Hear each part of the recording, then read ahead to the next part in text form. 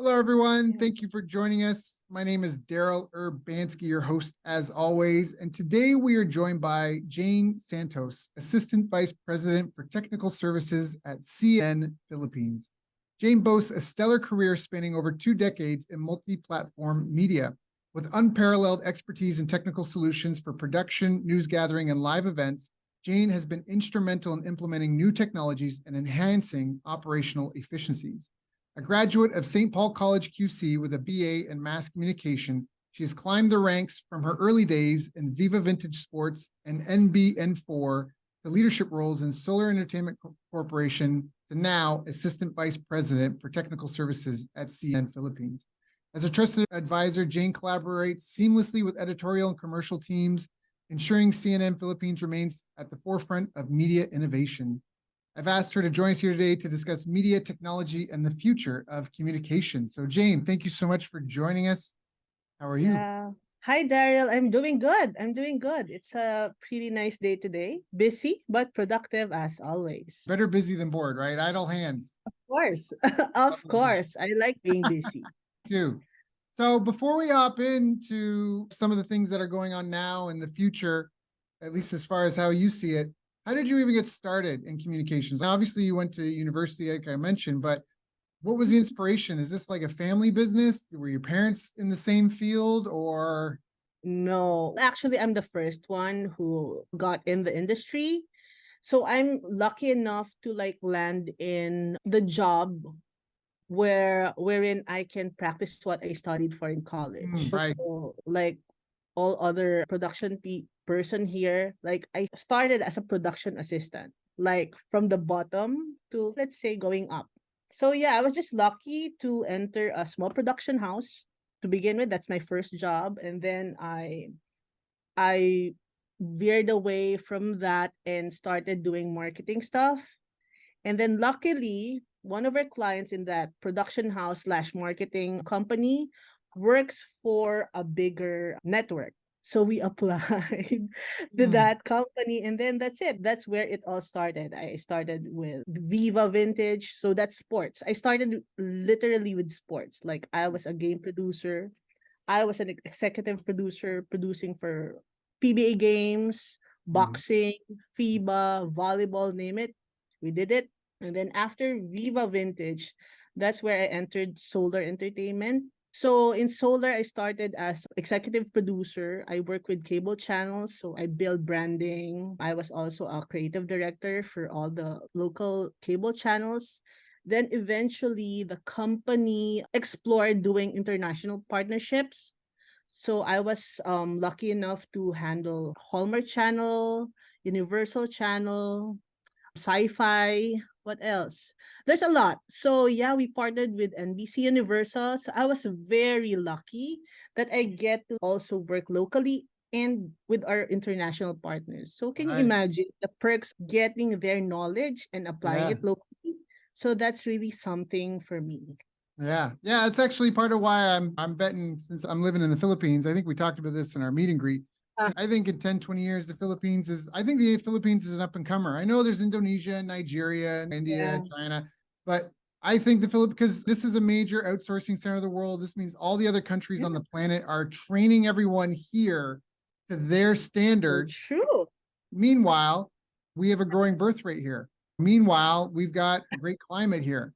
Meanwhile, so where there's no people, there's no economy. If there's no young people, as people get older, not to go on a sidebar, but older people Mhm. typically don't spend more money. It's when you need to put the new addition on the home because you're expecting a baby and the child's growing up and now you need another kid's room and the family's growing, like all this stuff. As people get older, they tend to downsize. So I really think that with the declining populations of all these other countries, that the Mm, Philippines is a great spot to be. And you just alluded to that, talking about how being involved in all these international partnerships, you got trained yeah. to their standards. And now what an opportunity that was for you. Yes, yes. Plus also the skill sets of the Filipinos are really like superb. They're very resilient, they're very creative. So Yeah. we get to adopt. And you know what? Surprisingly, our international partners are amazed on how we do things. And it's working for them too. Like they get ideas from us locally and then they apply it to their company internationally. Yep. At the Yeah. same time, we get their ideas also and apply it locally. Yeah. So what were some of the challenges that you faced in your career though? I'm guessing it wasn't just straightforward success, linear Oh, and no mistakes and everything you need to know. oh yeah. Of course, after my stint doing the creative stuff, I was promoted to do like the technical operation stuff. So basically, if you work for like technical, you deal with mostly men. So I had like now most of my managers are all male. So it's a male dominated. Yeah, but of course, the challenge there is first how to penetrate, like when you get promoted, how you lead these people that are like already set in place there before I can come in. You came Right. in. Yeah. So I have to like, what do you call that? Build relationships with them. Yeah. And at the same time, they need to like, oh, she is a female. But of course, I need to let them know that, hey, gender Hey, is not really an right. issue. I can wear my ovaries on the outside if I need to. Okay. Exactly. Right. So fortunately, I was able to get the respect and they like my leadership skills. So the challenges that me and my team, whether from the old company and the current company, is the ever-changing technology. That is the challenge here. Because everyone adapts, everyone changes, everyone innovates. So that's the challenge. We have to keep up and we have to up our game always. Else we will be left out. But of Mhm. course, with the technology, it comes with the budget. That is also very important. That's also a challenge because you have to explain to the company why we need to like upgrade this technology, buy this and buy that. So I think that is the challenge. And like right now in CN Philippines, we are a very lenient team. We are a very small team, but you wouldn't notice that on air. As long as the team, they're very resilient, they're very resourceful, and the skill sets are really so very good. So I think we overcome those challenges. But yeah, it's the ever-changing technology. That's the challenge for us. Yeah. And you mentioned a couple of things that I want to highlight for listeners. So you talked about Mhm. it's a small team, way smaller than Yeah. people would realize. And I think Yes. that that comes from the leverage of using technology. A lot of people don't realize that Gmail is managed by something like 40 engineers, 40 people. But Uh-huh. there's a Yeah. billion people using Gmail every day. So it's through True. technology, you can have extreme leverage. So I just wanted to point that out. Now, Uh-huh. what about competing interests? First off, obviously, you guys have, like you mentioned, there's the tech and keeping up with the tech, but you also have to Mm-hmm. find, and maybe this is not so much your concern since you're in tech, but you have to be on top of what's getting the eyeballs in terms of news. But then there's also competing interests where we've just gone through a bunch of years where there's been all sorts of censorship and all this talk about information and disinformation. Yeah. And my personal opinion is that's a real battle troll the narrative. I think there's different opinions, and just because someone has a different Yeah. opinion doesn't make it misinformation or disinformation. But you can. So Yeah. I just you guys have to navigate that. How does that play in as Yeah. far as what you're aware of? Yeah. Here in CN Philippines, like since we're an affiliate of CN International, Right.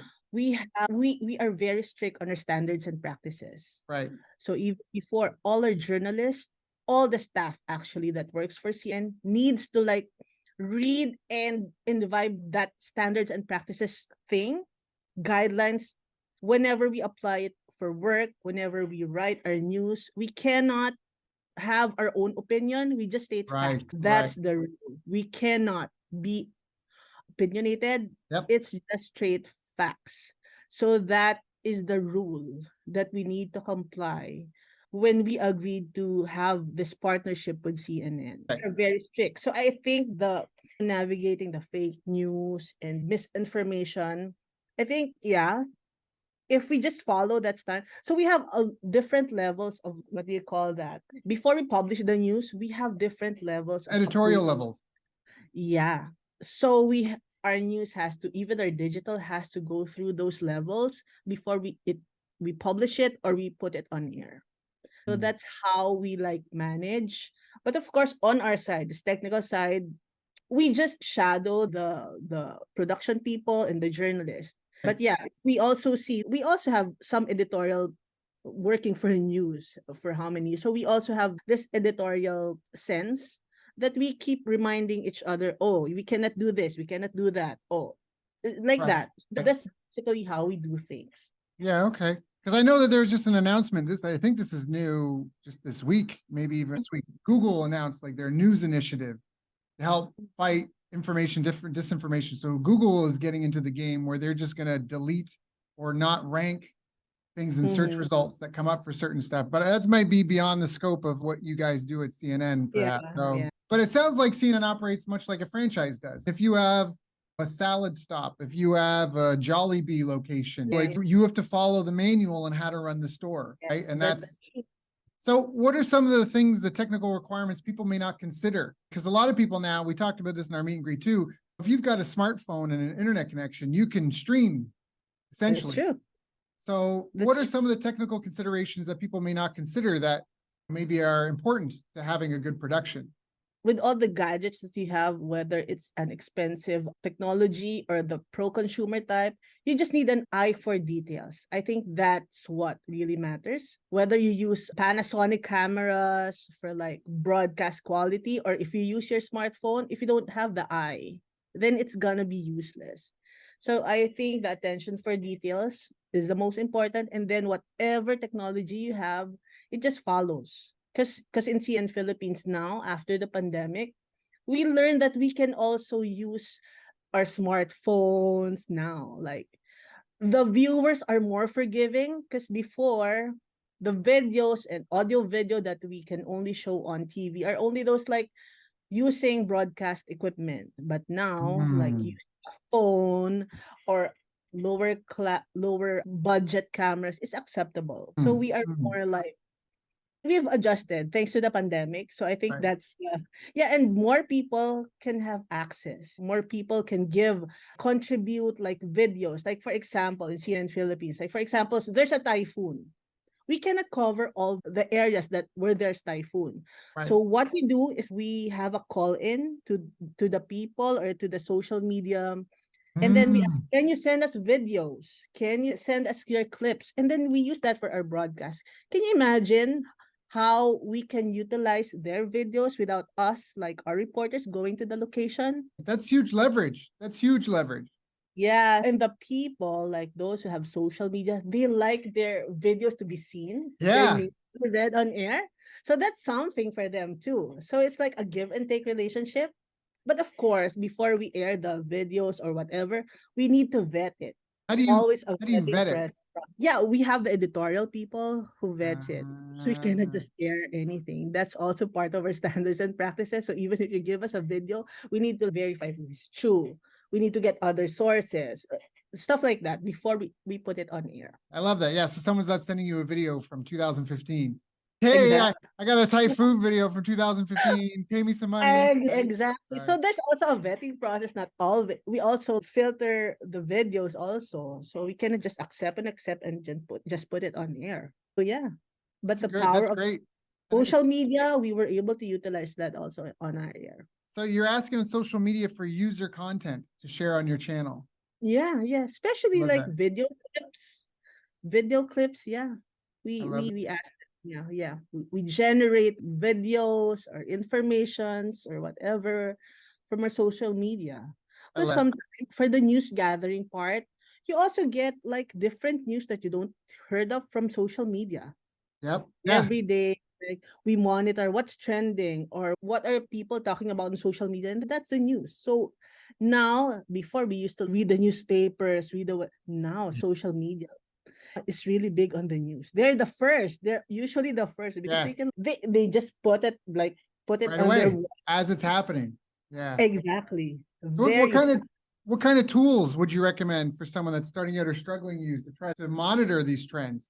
Are you just talking about like the built-in trends, or is there social listening tools that you find work better than others? Yeah, I think that's not part of my department, but yeah, we have a listening tool for that. We usually have analytics for our programs and what's trending. We have actually every morning when we have our story conference, that's every day, 9 o'clock. We discuss the news, we discuss our lineup, editorial, production wise, news gathering wise. So they also discuss there what's trending for the day, what's up on socials. So yeah.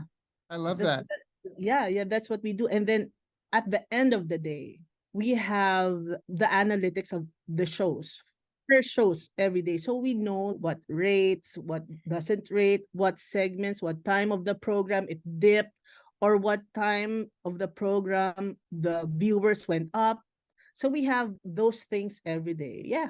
And so I'm taking down notes because I think this is great. I'm going to say back to you some of the things that I picked up, and I want you to add anything that you think would be useful or helpful to someone that's just maybe starting out or they're struggling. They've got a YouTube channel or something and they're struggling. Yeah. So you mentioned an eye for detail, and you talked about having a two-way conversation where you would use social media to ask for content to feature in your programs and in your, which I think is brilliant. You also talked about monitoring trends on social. That's actually really big. That you used to follow the news and newspapers, but now it's really about what's trending on social. And I'm going to assume then it's tracking more than one platform, because what's hot trending in one may not be talked about yet on the other, and that could be an advantage. And then you also mentioned having a daily meeting, 9 a.m. with your team, talking about what's trending now and what's our lineup. And I think that's an opportunity for you guys to adjust or pivot anything before the day starts. And at the end of the day, you do an analytic breakdown of the shows and how the day went. Is that fairly accurate? Yes. Anything you would add in there for someone who's starting out and struggling?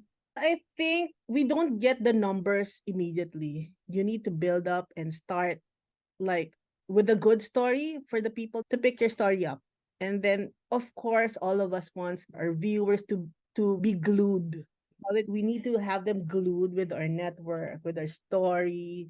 So it's always for us news. We need to, especially for developing story, we need to update it. If it's a developing story for the day, we need to have breaking all the time.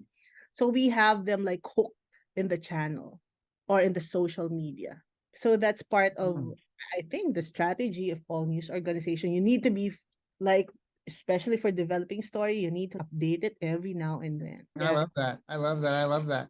So now I guess can maybe talk about what are some of the biggest mistakes that you see other news stations or even in your own company? Just what are some of the biggest mistakes that you see people making when it comes to trying to communicate and build audiences? And that's a hard question. Okay, I can only speak for our organization because I don't want to. Yeah, but maybe the hardest thing now is fake news is all around. So we need to like communicate better. We need to like check all the facts before, because sometimes we want to air the news first. But of course, we cannot do that. We need to like do the process of vetting, checking. Like sometimes not being the first is good as long as your news or your information is accurate and correct. So I think that's the sometimes just because you want to be the first to air it or you want to be the first to publish it, the checking process and the vetting process, you get to miss out because you rush it. So us in CN Philippines, always, even like, for example, there's a death of this person, even if social media is already flooded announcing the death of this person or whatever, we need to get the information directly from the family, from someone really credible before we air it or before we publish it or before we post it on our social media. I love that. I think that's so important. I want to talk about this for a little bit just because this has been something Donald Trump, I think, is the one that coined the term fake news. Sorry, you're fake news. But I think this is a really important thing because we know that at least CNN in the United States, their viewership has been down. They tried to launch some CNN premium thing and it didn't go very well. And this whole fake news and censorship thing, it's been such a concern and on the forefront. I don't want to make this political in any way, shape, or form, but fake news is all around. And so I really value the whole point of checking facts. A lot of things that people have been saying were conspiracy theories have started to turn out to be true in some respects. And even just candid, I almost want to share my screen. I know most people watching this are going to only have audio only. I wonder if I can pull it up though. For example, and I just want to know how this fits in. And maybe you already answered it in the sense of you talked about you guys are almost like a franchise, right? So to a certain extent, you've got to follow certain rules. Jollibee can't say, hey, we want to start selling pineapple. But if you look at my screen here, I talked to you before, I paid 50 grand to go through all these scientific papers on business success, studies and research. And this is where, personally, you talk about fake news. Facebook put me in jail. Now, you're not a representative of Facebook, but I want to get your input on this.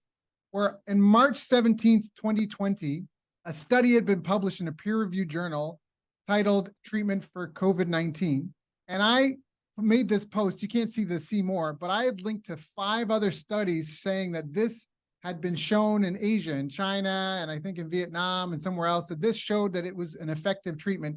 And Facebook banned me, and they even locked me out of my account for weeks, saying that I was spreading misinformation and fake news, right? But then here you can see February 21st, 2022, they said, sorry, we got this wrong. Your post is back on Facebook. And the implications, I'll read the post for the listeners. The post is, and remember, this post linked to 5, 6, 7 published studies, not studies. An effective treatment for coronavirus. My post said, this is only $20 a bottle, so it probably won't be widely publicized in the USA, considering the premium price paid for ICU long-term hospital stays. And then I go on to talk about, that if you are high risk or concerned, that for $20, you would have a month's supply for a prophylactic. Now, I'm not trying to ambush you, or there's no pressure, but I think this is a really important thing. And you talked to 2 things you talked about before, that you guys have to follow certain instructions like any franchise does. And you also mentioned that it's on the editorial team to fact check.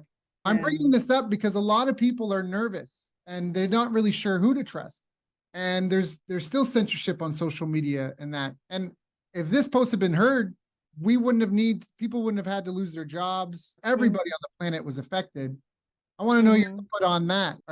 What do you see from the inside? Because I'm not on the inside. Have things changed? Are people talking about this sort of stuff internally? Maybe since it happened 2020, maybe the studies were not really, they have a study, they have proof, but it's not really used that much. So I think the people from Facebook who vetted it, maybe they're not really very comfortable with the source that you have. I'm not really sure, but maybe it's something like that, because it's not yet very popular. The suggested medication for coronavirus, I think it's that. Yeah, okay. We can move on, because my intent, I didn't even think about, but it was when you said that sentence about fake news is all over. And I made me, in some ways it triggered me, because for me, Facebook used to be the only way I had to communicate with my family and that abroad. I'm overseas. And then when I made that post and then I got banned, and I think a lot of people can sympathize with that. I had a friend recently here in the Philippines, they were doing a Facebook Live, and I don't know how it works with Facebook. They were getting stars or something. And her husband made a joke about do something or we'll kill you. And it was like a joke, like he was just trying to be funny, but they flagged their live and they weren't able to collect any of those stars or something they'd done the whole thing for. So I just think it's interesting because you talk about like keeping up with the tech and how that's a challenge. And now with AI and tech and all this going so fast, what are you seeing on your end? Are you guys starting to use more AI in some of this to help with research, or? No, we're not yet using AI, but our partners and our suppliers are like planting and suggesting that we use it. But of course, there's still that room for error for when you use AI. So we still use the traditional kind. And I think we can still manage. We're not yet swamped with so many things that we needed AI for now. Yeah. And we're like difficult because the errors, it's artificial intelligence. We're not against it, but for now, we're not yet exploring that. It's not a technology that, what's the breakdown? Because when you're associated with CNN, it sounds like there's a feed of news that you guys have, again, just like a Jollibee. Yeah. Hey, update to the menu, but then you have to have local news too. So you can't just rely on that feed alone. Is there a mix? Is it like an 80-20? Or how do you guys tightrope that? How do you, for example, our stories for today, the biggest stories are the local stories. So if there's any significant, like for example, the Maui fire. Right. So we use that as part of our shows, but we are big on the local news because people are here in the Philippines. But of course, a lot of foreigners watch our news. Right. So we also give them like, let's say 80-20. Mm, Maybe that's the ratio, but we are really majority of our news is local. local. Yeah, okay. Got it. Okay, Yeah, okay. because other news that which is big in the US or whatever part of the world may not be very significant to the people here in the Philippines, so they wouldn't care. So we Right, also choose the stories that we would pick up from CNN. right. Yeah. Yeah, that's an interesting point that you made. A friend of mine, he's here trying to give away free internet in the Philippines to the impoverished, Uh, paid tiers. But one of the other things that they did is they set up like CC, they're streaming inside uh-huh. barangays, and he was so surprised to see that one of their biggest views were the basketball games in the Of barangay. course. Of You're like, of course. course, he was so shocked at the views that they're You'll getting. never go wrong with this is a basketball country. Every street, every barangay, every corner that you can put a ring on, they will play basketball, They're playing in their right? sandals or barefoot. Yep. That's true. That's true. So yeah.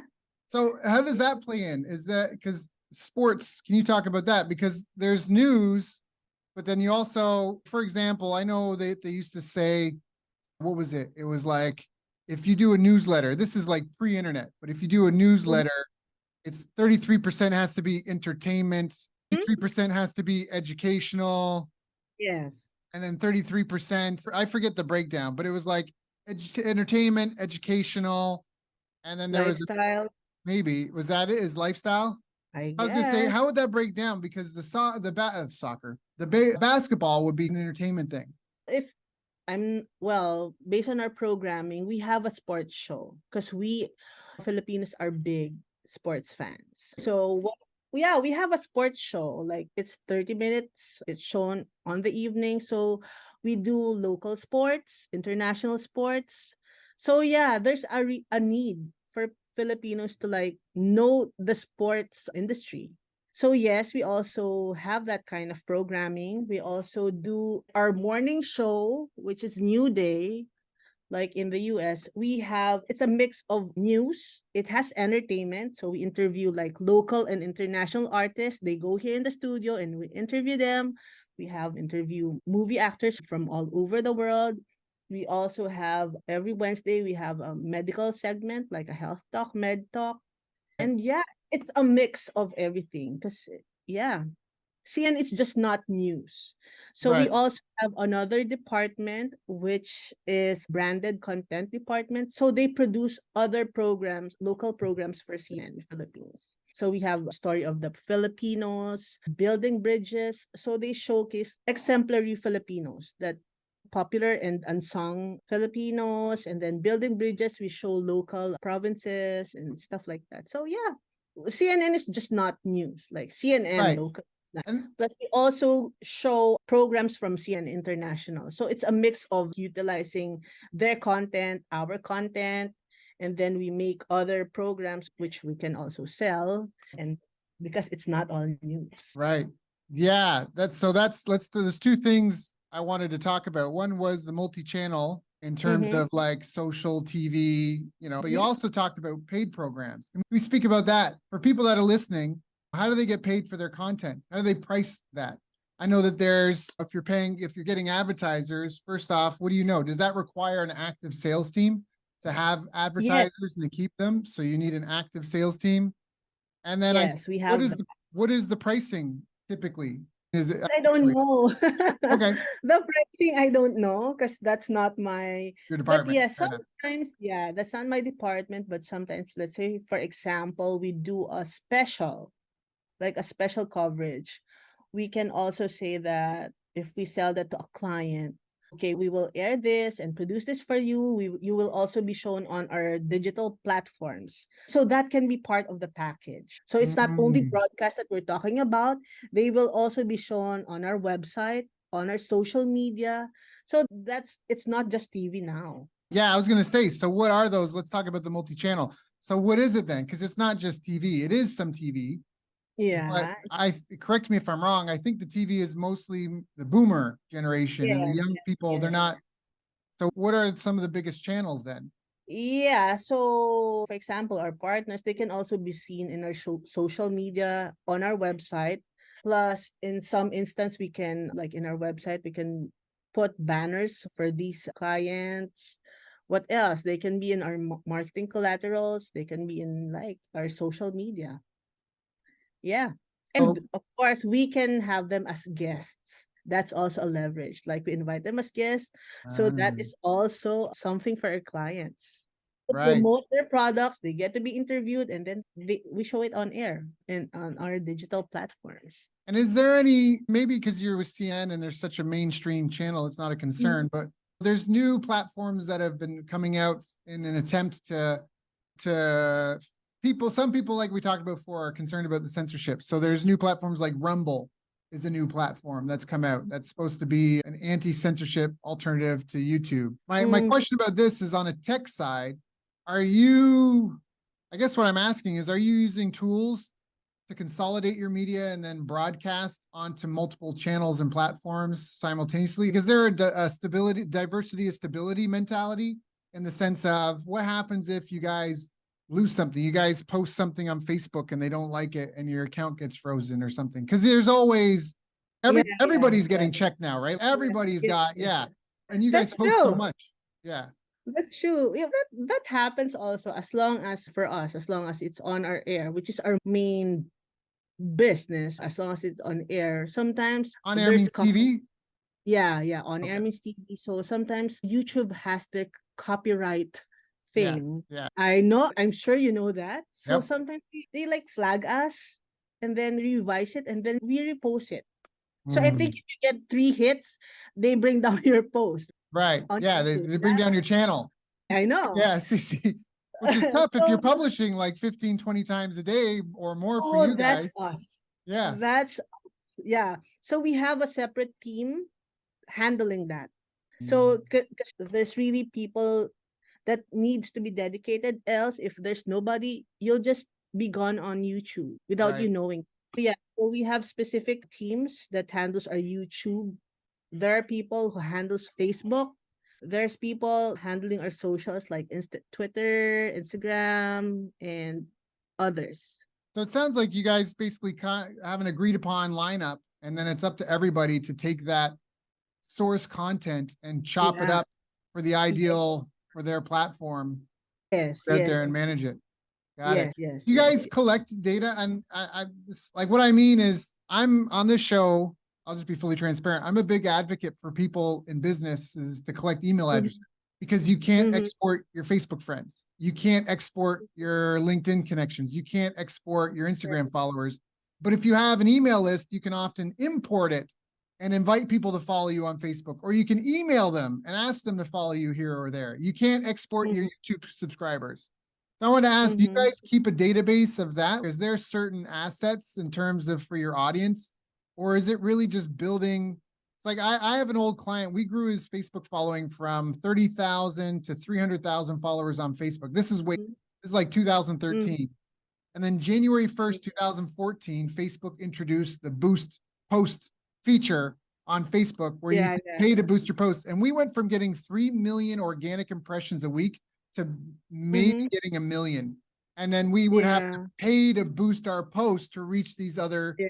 people. And that Yeah. was overnight. That was like January 1st. And there was no email, no notice.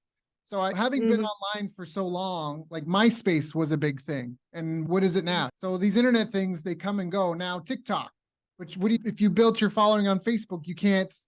And so it's, is that something that you guys do at all? Do you keep a database of any assets like that? Is it, am I just speaking, or is this Well, something? I'm not really sure if they have that what they call database for their followers or for whoever.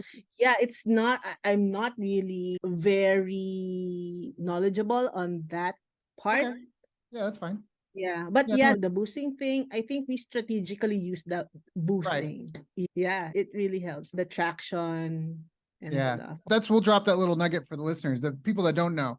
You post your stuff organically, and when something seems to be taking off organically, it's a good indication that if you were to spend money, you could spend Yeah, some money to amplify that. And often, if you know who your competitors are, so what's one of seeing like maybe GMA is a competitor of yours. So if you guys have a story or a post or something that's doing really well with your organic audience, you could yeah, actually spend a little money on social media to boost it to the GMA followers to try to steal some of those people over. There's strategies like that that we do in online. I've been online marketing since I was 17. So there's a lot of little ninja Wow. strategies like that are available. This has been really good. So where do you think this is going? Because people want to be kept informed. That's the whole point of news. They want to know what's going on. They want to be aware. There's a Mm-hmm. whole lot of, I don't even know what to say it. There's like a battle right now, I feel like, between independent publishers, maybe like myself, and a big company. But we both in some ways need each other, like you said. Like you guys Yes. need the citizen journalist to send in content. Yes. So there's this Yes. weird, I don't know how to describe it. There's this weird Dynamics. Yeah. mix of the two-way street, but at the same time, we've got, some people feel a little betrayed by mainstream media over the last few years. But at the same time, not all citizen journalists do enough due diligence on the news that they share. That's true. That's So it's true. this That's weird yin yeah. yang of, yeah. Yeah. Both parties, I think, just needs to be responsible for the news that they or for the information that they give. Whether we get it from the people or from their socials, and us also mainstream media, we all have a responsibility to just bring and to just tell the facts, just news and nothing else. And how do you determine a fact versus not? Like you already talked a bit about before, but just to really hit the nail Uh-huh. on the head, how does someone verify a fact? Somebody Of told course, me this. How do I verify it? yeah, of course, you need to get it from the source himself. Primary sources, right? And of course, there's always two sides of every story. So Right. you also need to get the other side of that story. It cannot be just one way. Even if he's the source, Yeah. would you know if you need also the other side of the story. So that's how we do it. It's not a one way, it's a two way. Then we vet it. And then that's when we are also very also the wordings. There are words that you cannot you need to be very like due diligence when writing Yes. the news. You Right. cannot just write it like trigger happy, write it. Trigger happy, all emotional, try I to know, incite a riot. I know. So yeah, it's really you need to be very responsible because that's news. Right. People, majority will believe it. So we need to be just responsible for the news that I we love give that. to the I love that. audience. So quick little rundown. So that means that if you hear something, even if it's on my show here, make sure you're hearing it from a primary source. I do my best to get qualified experts on here to talk, but you got to do your own due diligence to Yes. figure out the primary source of the information and look at competing ideas. Yes. Boil them down to the facts, try to Mhm. eliminate speculation. And even if there's speculation, you can just make sure to mention it's speculation. And then what you present both sides of the stories. Hey, here's what Mhm. I've got. Here's what this person says. Here's what the other person says. What do you think? Because that's maybe a 4 step that someone Yeah. can follow to hopefully navigate and eliminate a lot of misinformation. That's true. That's so true. It's like our motto. It's accurate, fair, and balanced. That's the three words that we live by in CNN Philippines. I think this is an important part because I'm a big believer in science. I think there's room for faith and science in the sense that all science is established on the Big Bang. Terence McKenna said this before. He said, science said, look, just give me the miracle of the Big Bang and I can explain everything in the universe to you. And I think there's room for both. Like I believe in evolution and all that stuff. But science has a formula, the scientific method. And Karl Popper explained it really eloquently in his lectures. Karl Popper was one of the most famous and maybe most accomplished science educators. And he had a formula that was P1 plus TS plus EE equals P2. And that means problem one plus TS temporary solution plus eliminate the errors equals problem two. So you have problem one, you come up with a temporary solution, and then you eliminate the errors. And how do you eliminate the errors? You eliminate the errors by experimentation, observation, research, debate, discussion, checking your data sources, comparing data sources, getting a bigger data source to work with, data collection. And you either have solved the problem and are now at problem two, or you still have problem one, but you have learned the flaws of your temporary solution and you need to make a new temporary solution, come at it again. And that's it's a cyclical process. There's no guarantee. He said there is no scientific method. There's no way to Yeah. guarantee a breakthrough. All we have are tools that we use and processes that help prevent us from fooling ourselves. And it almost That's sounds like true. that's what you're talking about. Like that, the fact find checking is about going to primary sources and not just accepting a pre-digested opinion. And that's so I think that's really powerful. So where do you think this Yeah. is going in terms of the future? Is everybody just gonna log on to social media for their news? Are people still are they gonna subscribe to a feed, to specific data apps? Are we gonna be neural linked into some nonstop data feed? What do you think things are gonna be in 10 years for your industry? I think, yeah, social media will be big, but I hope the audience will still not forget mainstream media. Because I don't know, anybody can post their news on socials. But of course, when it airs on broadcast, it's not just, it's not a very quick process. There's an editorial guidelines that they follow before everything goes on air. So I think social media will be big, but they shouldn't forget the mainstream media. I'm also, there's also radio, there's newspaper. So as much as possible they get the news from all sources, from Mm, all platforms. Social will dominate, but let's mm, not forget about the mainstream where it all mm. started. Social media will dominate. I think that's it's a good nugget for people to be They're aware of. Social, dominating now. Like everything's on digital, well, right? yeah, they are. That's for sure. They are for sure. But again, the problem is there's so much concern about it's an interesting process. I think it'll take years for us to figure it out. I don't know if we'll ever figure it out, but it's the whole people are a little bit bolder online than they would be in person. I know. They say things I on know. would never say to someone's face. And maybe it's their true honest opinions. Okay. Maybe they're just trolls and have mental issues and it's an outlet for them. Who knows? Mhm. But there's just like That's I said, true. we're in this interesting time of our species where we're connected. We have a neural synapses. Everybody Mhm. on the planet, like you and I are already cyborgs. We're talking and we're not like we're using devices. They're just not attached to our body. So Yeah, that's we talk true. from different sides of the continent, and now the whole world's connected. Where news, like you mentioned, Hawaii, or something happens in Uzbekistan, Mm. find out about it seconds later on the other side of the planet. So True. weird process of trying to go through and vet it, and a lot of these people, their lives have been impacted by the I want to choose my words carefully by the last few years.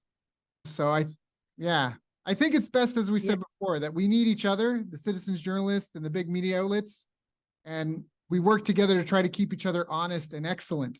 Might yeah, be yeah, the best that's way to put it. You know? yeah. Internet and connectivity will also play the big part on this one.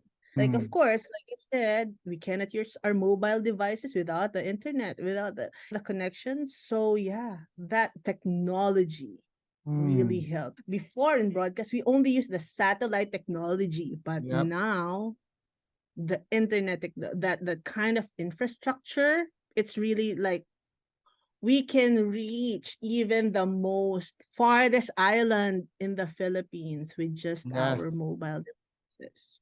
So it sounds like social media, video, and mobile friendly, those things are Yeah. huge. And Yeah. finding a way to collaborate between and finding that, and maybe it's not a static thing, it's dynamic, but between citizen journalism and big media outlets and trying to keep governments in check as well, because it's a lot of power when you've Mhm. got millions of followers and what you say they just believe, as you mentioned, there's a lot of power. And so I think Yeah. it's going to be interesting. It's going to be very interesting. Jane, you've come and given such a great talk. I've got a page of notes here. Is there anything I haven't asked you I should have asked you? No, I don't know. We already discussed. Yeah. Yeah, I okay. think I think we've covered basically the technology part. Yeah, I think so too. I remember we didn't talk about data integrity and security, but that's okay. Maybe we'll have you back for a follow-up. Yeah. Because we encountered that one.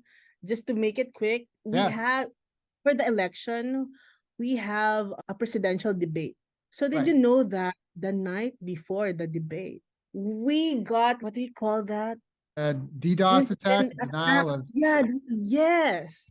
Like even the cyber experts, NBI, and were alarmed on how attacks CNN Philippines, our website, got. Yep. during that night. We were down. We were down. Like it's very intentional that they don't want us to stream the presidential debate. Because they want to control them, Even with people aware.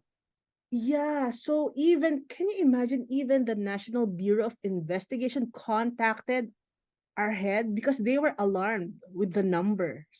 For example, we're on an average we're just 1,000, let's say 10,000, but we are like in millions, like Yeah. millions. Yep. It's really crazy that time. So yeah, that's another topic, but yeah, we encountered that. Yeah. I think that's so. Again, maybe we'll go a few minutes over, but there's two things that I think are really important, at least for me. And I feel like I'll mention three things. So one is there's this great documentary called The Rise of the Warrior Ape, and it's these guys. It's free on YouTube right now. They made a documentary. They're anthropologists, and chimpanzees are the most closest animals on the planet to humans genetically, and even their social hierarchies are very similar. And normally, a chimpanzee in a group is called a troop, and normally the troops are like 25, 30 chimps. And they found in the Mm-hmm. Congo a group of 60. It was the biggest one that they'd ever found before. So they went to go study it. Go, why? Because normally what happens is they get so big and then they break off into two groups. And they're trying to study this one troop and why it got so big. And during the documentary, while they're recounting the story, the troop grew to 250 chimps as one Wow. troop. And this is phenomenal. This is 10 times the size of any other chimpanzee troop ever found Wow. in history. The part that I think is fascinating is that if you talk to an individual person, they're very intelligent and articulate and reasonable. There's the like mob mentality they talk about where that intelligence is not present. And so the reason why I think Mm-hmm. it's relevant is because I think part of the way countries behave models how these chimps kept their people, their own chimps in line, and how they behave with their neighbors, which you have to watch a documentary to find out. I think that countries behave like this in a certain respect. And so that was where, okay, that's the psychology of them. And now we've established extinction bombs. We have nuclear bombs. So before there were wars, and whoever had the better technology for war, they would just come and slaughter their neighbor and take over those resources and that want a conquest thing. But now we can't do that because we have extinction bombs. So we'll just kill the whole planet. Like I'm not talking about me, like the one countries, I just want to kill your people. I don't want to kill myself at the same time. And now we have extinction bombs. We can't do that. So war, Yeah. I don't think that instinct for war has disappeared. I think it's just evolved to where now there's a term called fifth generation warfare, which means the warfare of social engineering, of manipulating information, biological warfare. This is all part of it. It's psychological warfare. And so when you talk about you guys are having a presidential debate and all of a sudden you're being prevented from sharing with the main, and it's not even just misinformation, it's the absence of information so people can make educated decisions. So some military level person out there, they've got military level internet weapons. They tried to stop you guys from sharing information that may change the outcome because they only want certain information to be available because then people can only make fewer decisions. So again, I think what you do and I think what I do are incredibly important. We're going over on time now, but those I wanted to mention, you talked about that. I think that was an important thing. And I think that maybe is something we didn't talk about that is part of the future. How do we protect and maybe have backups?